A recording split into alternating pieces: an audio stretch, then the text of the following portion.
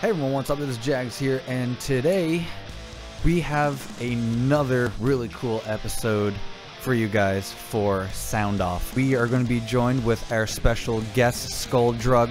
They are a punk/thrash punk band local here in Arizona. It's going to be really cool being able to talk to them. I haven't been able to talk to them in what felt like over a year now. Really cool guys. I've been to plenty of their shows before. So without further ado, let's get into this, shall we? Alrighty, cool. It is officially hit 7:10, which means it is time for episode 5 of Sound Off, and this time, thank God, we finally get to talk to Skull Drug. It's been a long time since I've seen you guys.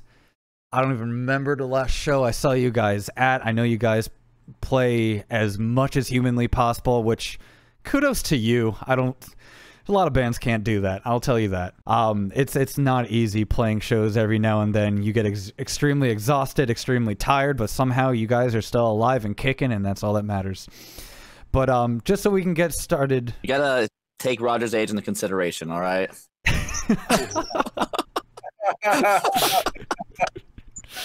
Duly noted. Yeah, just so we can get started here as well, what I always like to do is go around, have all you guys introduce yourselves, what you do in the band as well. That's one of our cliche little things we like to do because I want the viewers to get to know you, and the idea obviously is for them to start listening to your music and hopefully just start buying and listening more of your stuff. So it looks like in order, I'm only going to go by first names, just so I can actually let you know what order you guys are going in. So first we got Evan. Evan Williams, lead singer, one of the guitars in Skull Drug. All right, next up we got Justin. What's up, guys? My name is Justin Waldrop, or AKA Hoon, from what everyone calls me. I do mainly backup guitars, backup vocals, and sometimes leads here and there. Next we got Roger here. Hey, I'm Roger St. John. I play bass and do backup vocals. I'm the newest member, not the original bass player. I was #1 fan and got to join my favorite band. So I'm still living the dream, man. Playing with Skull Drug, coolest band. Last but not least, we got the beautiful Wyatt here. What's up, man? I'm Wyatt. I play drums for Skull Drug. Just to get a basic understanding of your band here for Skull Drug, how did Skull Drug come to be? Was it something that was originally just started up by one of you? Like you said, I know Roger's fairly new here as well, but just listen and hear a little bit about the beginning history of Skull Drug. I'll take this one. I had played in 2 bands in high school, and then I stopped playing in bands for maybe like a couple of years. And then Wyatt wanted to start up a project. So it started as just like him and I jamming. And then our original bassist, I had met at this house that I ended up living at for a little bit, like this crazy punk house here in Tempe. So he came over and started jamming with us. And then actually Hoon's not even our original other guitarist either. We had another guitarist that our original bassist Butch introduced us to, who was Jimmy.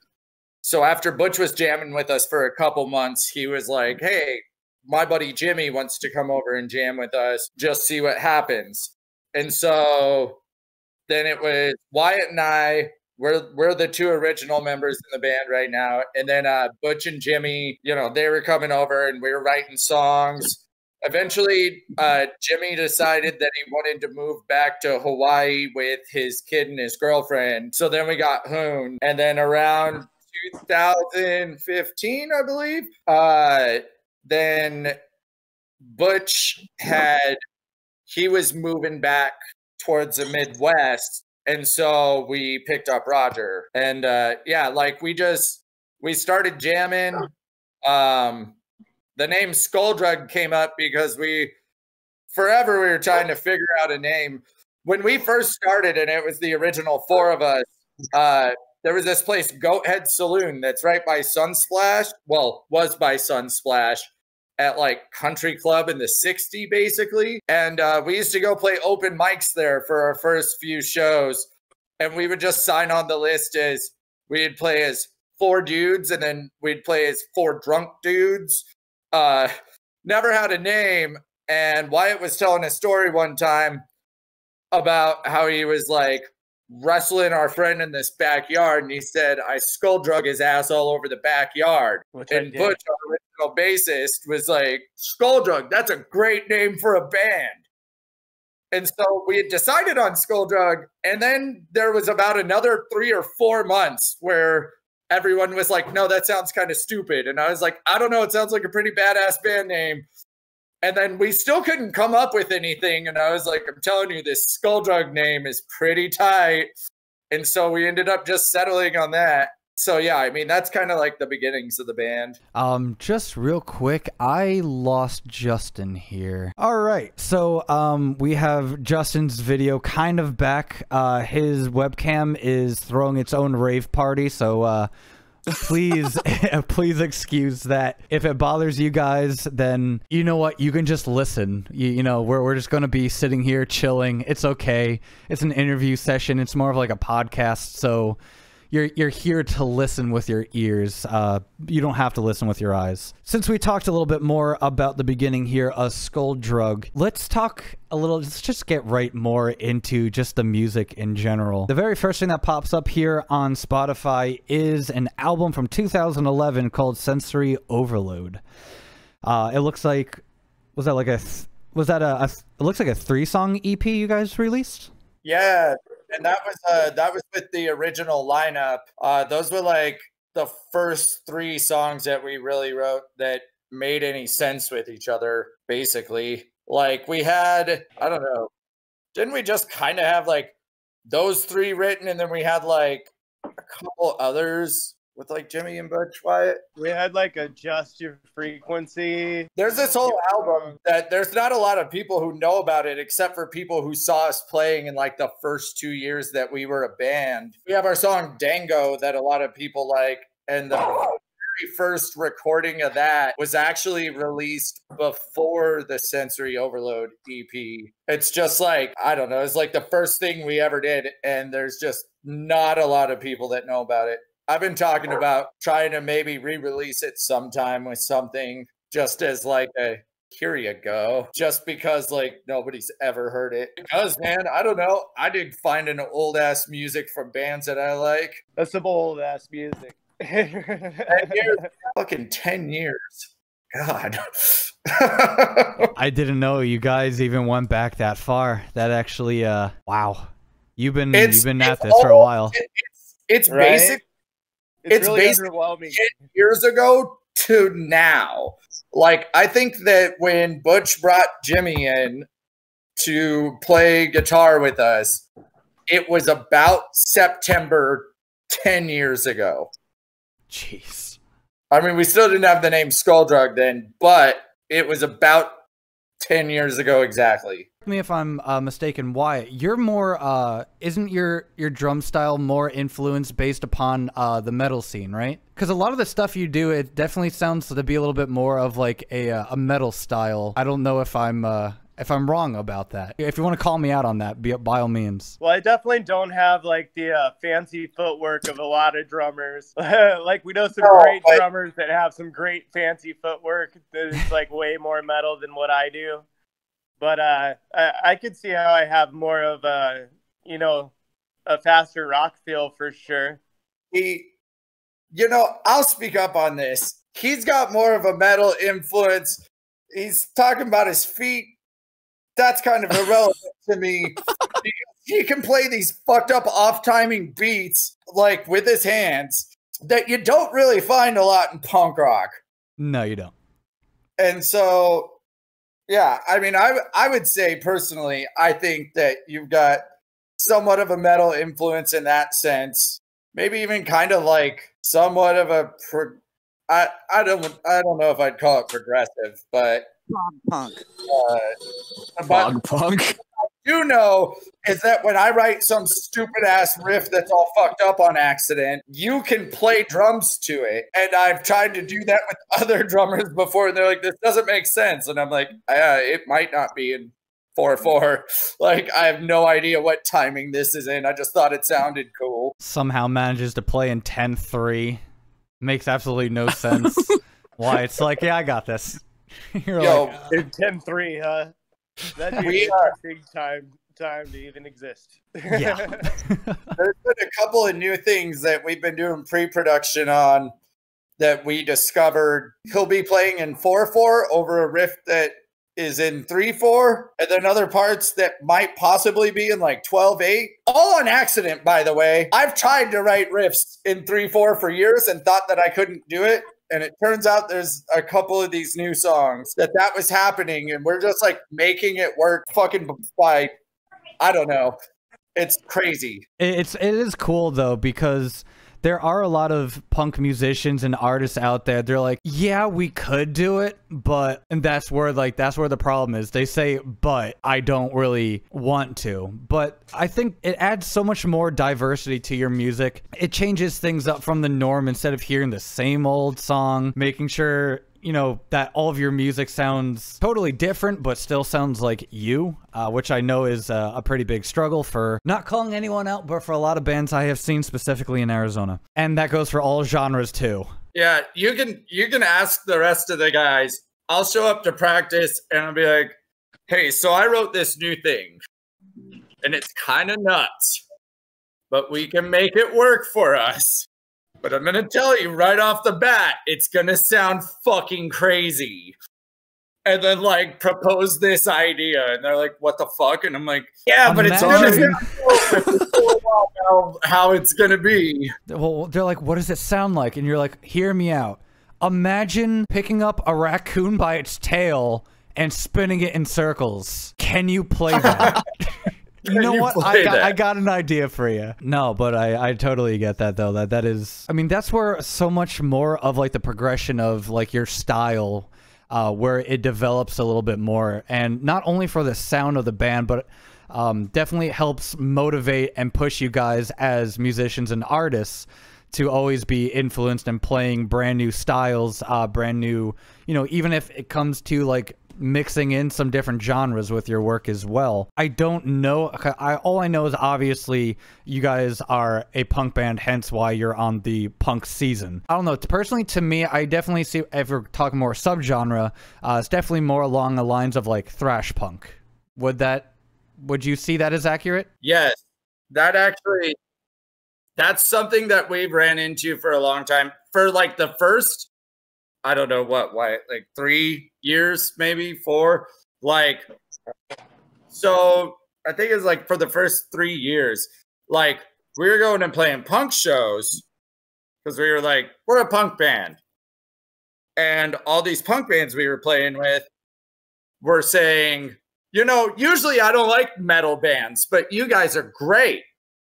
And I was like, dude, we're not a metal band. We're just like a really aggressive, like heavier punk band. So then we got offered to play this, like one of those metal shows. What was it? For like, it was like one of the Dime Fests or something. Hanneman Fest? Yeah, Hanneman Fest. And we were like, should we play it? And I was like, yes, we should go play it. Because the fucking metalheads are gonna know that we're not a metal band. And so we went and played with, like, literally, we were the only punk band on the lineup. And all these metalheads walked up to us and went, wow, I usually really don't like punk, but you guys were good. And I was like, I fucking told you guys. I knew this was going to happen. And so it's like, and you're actually, it's crazy that you said like thrash punk. Like, that's exactly what people had started to tell us. They're like, you're like in this thrash punk area, like Craven Moorhead, you know, that does the Go Punk Yourself hour. I was talking to him at the bar one time at a show, and he was like, the level that you guys are sitting at, he's like, in the 80s, there were all these bands that started out as real crazy punk bands that like switched over to thrash by like the late 80s, early 90s. And he's like, but they all had 1 or 2 albums where they were on this cusp. And it, like, you guys have somehow managed to just, like, create a style that's just stuck on that cusp. You're not going over and becoming metal, and you're not going under and staying punk. And I think that's why you're having like such a weird time with people being able to pinpoint like where you fall. And I was like, that makes sense because that's a lot of what I like. I really enjoy that, like these punk bands that switched over to thrash, but like he's right, they're like 1 or 2 albums by them that are like the transition period that are like gold. So yeah, I mean, and we all like personally have a lot of different influences. Like That's true. I mean, Hoon plays in like what kind of metal would you call All in Agony? We're like, I don't know, because like we've got some metalcore riffs, but we've also got some thrash riffs. We've also got some like black metal riffs, so it's kind of all in one. I don't really know what to call it. Thrash metalcore? I don't know. I think I've seen your metal band once, actually. I don't remember which metal show it was, but I remember actually seeing you guys maybe play. at one of those nights at Pub Rock. I feel like it was just some local show they put together, and I think I was filming that night too, actually, for a band. I don't remember. For some reason, I really thought it was. Did your band ever play at for Club Red? Yeah, we played there quite a few times. Okay, because I'm almost more than sure that I saw your band play at Club Red. It was a local show. I know it was only once, but I literally can't remember, but because immediately as I heard the band name, and I'm like, I saw that. Yeah. I know I went to one of their shows. Oh, yeah. I just can't remember what it was because it was so long ago already for me. It's been forever since we've played. Going back to the whole thing about the genre, too, I personally feel like that ever since I started, and I don't know if this is just for me seeing this, let me know what you guys think as well. Since you guys started playing more shows out here in Arizona, because I know the very first show I saw you guys at was for, it wasn't Tempe Tavern. What was it? Oh my god, I'm getting my venues confused. All right, I'm being stupid. What's the main venue you guys always play at? It's literally right beside 51 West. Why can't I remember it? Yucca? Yucca, thank you. Yeah. I've been isolated for too long. There was actually a time period real early on though, but where like Tempe Tavern was the main venue we were playing. So when you were like, it wasn't Tempe Tavern, I'm like, all right, so later than that. There's only like one other one we can think of. Yeah, it always skips my mind. So the very first time I saw you guys was at Yucca. Since I saw you guys for the first time, you know, it was definitely something that stood out to me. I guess like if I had to define your band before I actually go a little further into story, you know, for subgenre wise and normal genre, the overall umbrella term, you guys are a punk band.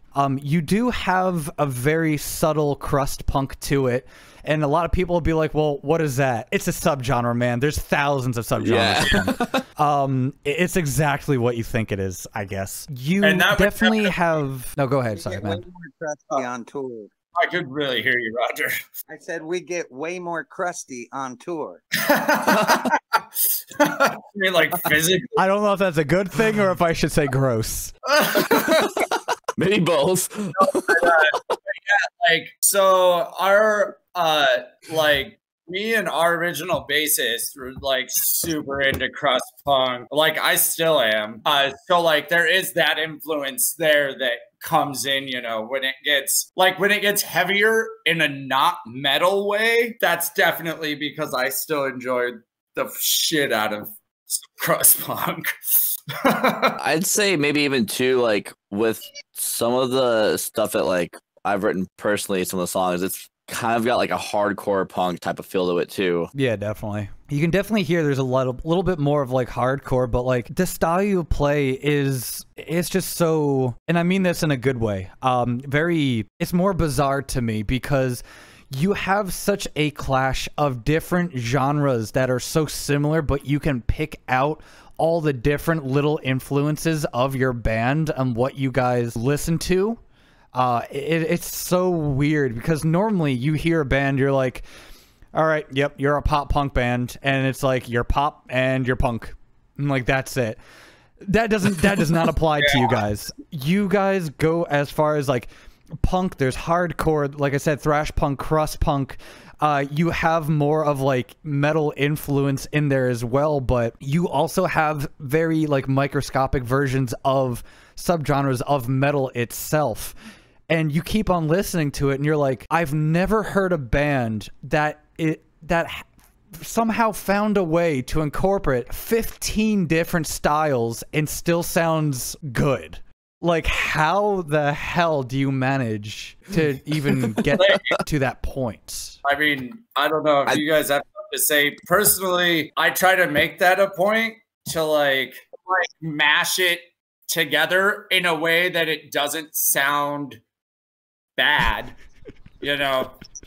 I mean, Yeah, that's kind of what I was gonna say with it. yeah. Also, like, and to be totally honest with you, if I'm writing a song, usually I'm trying to write a song that I want to hear. I'm not trying to write a song that I think other people will want to hear. I'll be like, this sounds tight to me. And then like, I feel lucky that other people enjoy that, because I'll go through that and I'm like, you know, if people think it sucked, then whatever. But like, I want to try to write stuff that like I think I would want to hear, and I just feel lucky that other people also like enjoy hearing that, especially with all that mashed together, you know. I would say to add on to that, we don't try to write to a certain style either, or like a certain sound. I mean, I know like there's been times where like Evan and I are jamming, and some of the stuff that we play, we're just like, that sounds tight. Let's see if we can use it. And then we go with it. If it works, we keep it. It works. If not, they're like, nope, toss that one out. Like, well, thought that was going to be good, nope, that one sucks. Turns out it sucks. Before I continue on this conversation, there is one thing I do want to say. This is more of a serious thing. I did just find out today that it is Billy Russell's birthday. And he is definitely someone I dearly, dearly miss. I played so many shows with him. Thinking about it literally just always makes my eyes tear up. I just saw that on Facebook today, and the very last event, if I remember, I think you guys actually did do, you played at Yuca for his one of his shows, actually. I know there was like a 2-day event. I think it turned into a 3 or 4-day event eventually. I actually went ahead and filmed that entire thing, and I still look back at that video and my God, like, dude, me too. I miss that man terribly. It's like, I'm kind of getting chills right now. But, yeah, same here, man. It's insane. Like, so I mentioned at the beginning of this how I was like playing in these 2 bands in high school. Like, one of them was a punk band and one of them was a thrash metal band. So it's kind of funny that Skulldug's just kind of a mix of that. But the punk band that I played with, we had played with Contradiction 12 years ago, right? And then I mentioned that I didn't play in a band for like 2 years. And when we started Skulldug and had like a Reverb Nation and stuff, I was living with Wyatt at the time. And I remember Wyatt one day was like, hey, somebody just sent us a message on Reverb Nation asking if this was Evan from Monkey Bomb. And I was like, what?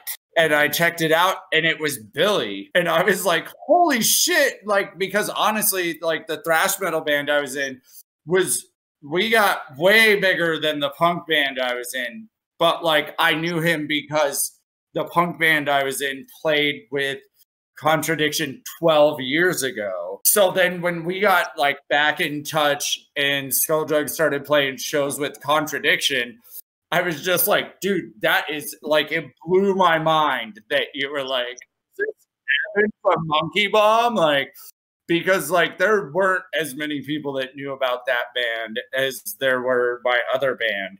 So we just like linked back up right away, and it was like tight. And yeah, dude, it was like 3 a.m. this morning. Like, I saw that. And dude, Billy killed it writing songs, and he could write a shit ton of songs. Like, you look at their albums and they're like 18 songs long. Like, and it's not like it's filled with bullshit either. But yeah, I definitely just wanted to take a a little second or minute there to definitely remember him, because he was a very huge influence for a lot of the Arizona punk scene out here, and you know, gotta always remember our brothers, man. Shout out to you, Billy. We miss you, man. But speaking of contradiction, I went ahead and the number one related bands to you guys that I'm looking up on Spotify, which I love looking up. The very first band that comes up is Contradiction. No shit. Oh shit. Yeah, it is the number one recommended after for your band. It's like fans also like number one, Contradiction. Fuck yeah. That's tight. I like to read these out because I always find it interesting. So the next band, similar to you guys, We Might Be Wasted, Birth of Monsters, Asswipe Junkies. Yes, YouTube, I'm allowed to say that. FOL, TV Tragedy, Krovac, The Line Cutters. That's actually really cool. Yeah. Them the boys. Rundown Roommates. Obviously Alex Squared, F minus. I haven't heard of them before. Isn't even a local band. That's nuts. They're on Hellcat Records. Well, at least they were for a while. They did that split with the Crack Rock Steady 7. Crack Rock Steady 7 was Leftover Crack released Mediocre Generica, which was supposed to be called Shoot Up the Kids at School. And then they wanted to leave Hellcat Records because like they had to ditch like 3 songs from the album, and they couldn't call it the title they wanted to. They released that, and then like they went and made up this new band, the Crack Rock Steady 7, and it's like this split album where I think like both bands have like 5 songs or something. But F minus is on the other side of the Crack Rock Steady 7 split. It looks like there's 3 other bands here that fans also like if they listen to you. We got Star Fucking Hipsters. Once again, YouTube, it's a band name. Get over yourselves.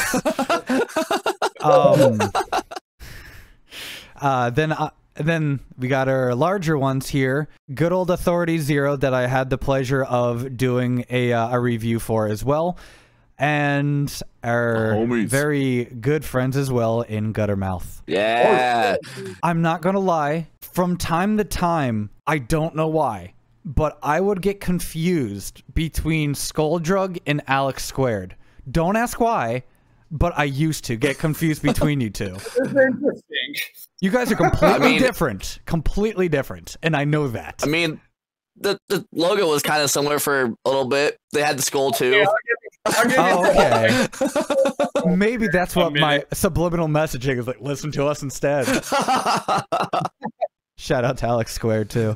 No, I'll say like there's been times where like there's definitely some like vocal similarities between Evan and Gio. I've heard for sure. I don't know, man. Isn't there like guitar similarities too? Like, specifically he's a good singer, but I don't hear any vocal similarities necessarily. I don't think it had to do with like music. For some reason, I just got you guys confused, and I'm like, I don't know how. It's a completely different band altogether. But yeah, that's really cool to see all these different bands that you guys are related to. I love going through them. Roger, did you have a question? I just want to mention that, you know, we can't ignore the fact that there's a long-standing accusation that we are just a NoFX cover band. You know, Okay, I am glad. Hold on. I am so glad you brought that up. I've heard so many people be like, okay, dude, you filmed every single, like, almost every local band out here, right? And I'm like, sure, yeah, maybe. And they're like, okay, Evan. And I'm like, yeah, what about him? And he's like, does he think he's Fat Mike or something? And I'm like, I have no idea. He's inspired by the man. The man's a genius as far as marketing and doing everything he does. NoFX is a fantastic band. So you know what? With that being said, you might as well just become a fan of him too and just listen and buy all of his stuff. Dude, there was even a picture. There's even a picture on Instagram from when NoFX was playing, and it almost matched Evan and I because it was Eric Melvin and Fat Mike, and I got with Evan one day. I was like, "Look at this fucking picture, dude! It's almost the exact same thing." Did you guys wear the exact same dress? Here's the other thing. Before Fat Mike was like publicly wearing dresses, Who wore it better? wearing dresses to shows, and then like 2 years later, Fat Mike started publicly wearing dresses to shows, and everyone was like, "Oh, look at you being like Fat Mike again!" And I was like, "Yo, I was doing this for like 2 years before like he was publicly doing it." And like, of course, no one's Fat gonna Mike's believe already me. like stupid famous, so it's like, yeah, they're like, who's gonna believe a local punk band over Fat Mike? Yeah, exactly. No shit, right? Yeah. So, dude, and it's like I mean, like on top of that, so like I always get compared. People walk up to me at shows and be like, "Do you know who you look like?" And it's either Fat Mike, Steve-O from SLC Punk. Somebody put a picture, like 2 pictures together, like me and then Steve-O from SLC Punk. And even I was like, wow, I had no idea I looked that similar to Matthew Lillard. But like just in the picture they put together. And then who's the other one? Oh, I think Billy Joe from Green Day, which I never really understood. I can see, I mean, I can kind of see that maybe, like, maybe in the fact that, like, your stage presence, maybe. I don't know. They've related it to the way that I look when I sing. Whenever people have told me that I look like Billy Joe, they're like, "You look like Billy Joe when you're up there singing." Now the whole NoFX thing is segue into the time that we opened up for NoFX at the big Punk and Drublic Festival. So being the NoFX cover band came with its advantages. I forgot you guys played that. I remember that was a really big thing for you guys to be able to get into that. Us and FOL, dude, that was super tight. Yeah, I saw FOL like promoting the hell out of that show. They're like, this is the highlight of our lives, and they're like, we could die happy. And I was like, but you can go further than that. Like, that's what I was thinking. Like, so I'd always been like, well, that was like kind of step one for me, was like, I would love to open for like NoFX. And it's like, not only did we get to open for NoFX, we got to open for NoFX, Bad Religion, Authority Zero, Gutter Mouth, like that was huge. But like also like my further goal is like, yeah, and then I want to tour the world. Like, I don't even necessarily care about becoming a famous musician. I just want to only have to play music in order to survive. You guys have, if I remember correctly, I think there was a small little recap video of that show, or maybe it was like a photo or something. I'm pretty sure there's a recap video too somewhere. I remember seeing the crowd for you guys. You guys had a hell of a crowd. Dude, yeah, it was actually nuts. We were like, I remember we were on stage and we were doing our song "Say It Again" from the Simple Life album. And when we'd practiced, I was like, okay, like, I'll yell out to the crowd, like, all right, so you guys are going to yell, "Say it again, say it again." I'm going to get them riled up, and then, like, we'll come in later after this, like, I'll get them to shout back. I didn't even have to do it as long as we planned on. I was just like, you guys are going to yell, "Say it again, say it again." And the whole crowd was like, oh, like, yelled back. And there was, like, I don't know, there's probably at least like 3,000 people in the crowd. I was like mind blown, and Wyatt just like and hit the cymbals for us to start in, and we just like played it right from there. And I was like, whoa. And that's when you realized, when you had like a 25-minute to a half an hour set and you finished in 5 minutes. Zing. It happens so often. You lived out so many people's dreams from out here. Dude. They added us and FOL like 2 weeks before the show happened. They just like announced like, hey, there's going to be a battle of the bands to see who can play this. And we were like, what? And then like we got on that show, and then like us and FOL made it from there to be able to play the show. And it was like, by the time the show was over, it was only like a week and a half away, I think, like a week and a half or 2 weeks. And we were just like, oh my God. So I'd just like to take this moment to say thank you to Craven Moorhead and Nancy Stevens from 98 KUPD and Go Punk Yourself. Because, They were the ones that put on those Battle of the Bands and stuff. So without them finding those slots and, you know, getting that show here and build, then, you know, that show never would have happened for the city of Phoenix. So definitely appreciate the work on that. By any chance, while you were playing that show, did you get mistaken for Fat Mike? No, but I felt like an idiot when I went to try to talk to him at very first. It was like the middle of the day, and I like walked up, and I just like, I was walking from behind him, and I was like, yeah, I'm just gonna be like, hey, what's up, man? I'm so stoked that we're like, my band's on this show with you. And when he turned around, he sat down at the table with this plate of food, and I was like, oh, I'm interrupting dinner. I was like, hey, I'm sorry. Usually I'm not this fucking weird. But like, and I don't mean to interrupt your dinner. I just wanted to say it's tight that like my band's getting to play this show. And was like super awkward, which is like not typical of me, but I was just like, oh my God. You were a little starstruck. After the show was over, then like we stood out back like in the band area and like talked to him for a while, like him and a few other people. Amanda went and bothered, Amanda's my fiance. She went and bothered Jay from Bad Religion. He had played a Me First in the Gimme Gimme show in California and jumped on a plane and flew to Phoenix and immediately got off the plane and ran on stage and played with Bad Religion. So like while we're back there like talking to Fat Mike and the other bands, like talking to Authority Zero, like hanging out, she's like, oh, there's Jay. I want to take a picture with him. And he's just sitting on their trailer and he's like, still in the Me First in the Gimme Gimme suit, like pink button-up shirt and a black tie. And she's like, hey, I want to get a picture with you. And he's just like, are you fucking kidding me? She's like, dude, come on, don't be like that. And like got this picture with him. Yeah, he's just like, all right, fine. God, right? Like, all right, play this show, immediately jump in a car, immediately go to an airport, jump on a plane, immediately land in Phoenix, immediately jump on stage again. Like, Jesus. After our very first tour, like our first West Coast tour that we did, we came back on like a Sunday, and the following Friday we were playing with Agent Orange at Yuca. Besides that show, were there any larger shows that you guys were able to actually hop on that really stood out to you?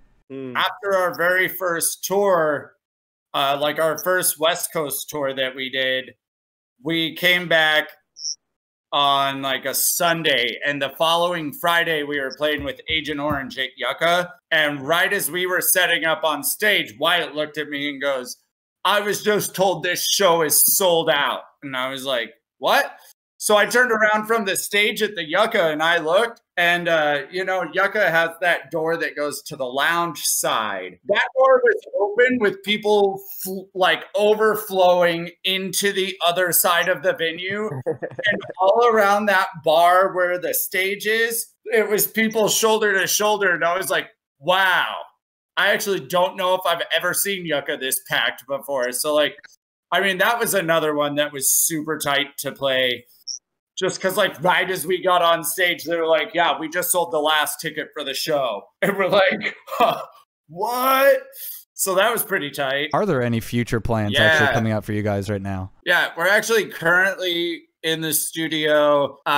We've been doing, like, pre-production on 7 songs that haven't been recorded yet. And we still have, I think, like, 8 others that have been recorded.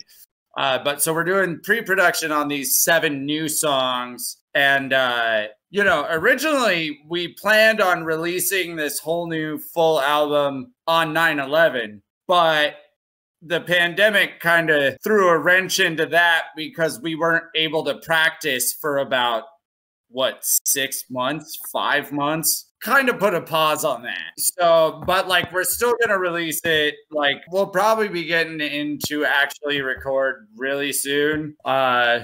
So, I mean, it'll be released before the end of the year for sure. We've got music videos that are in the works. That was a question I was actually about to ask too, if there's any music video plans for you guys as well.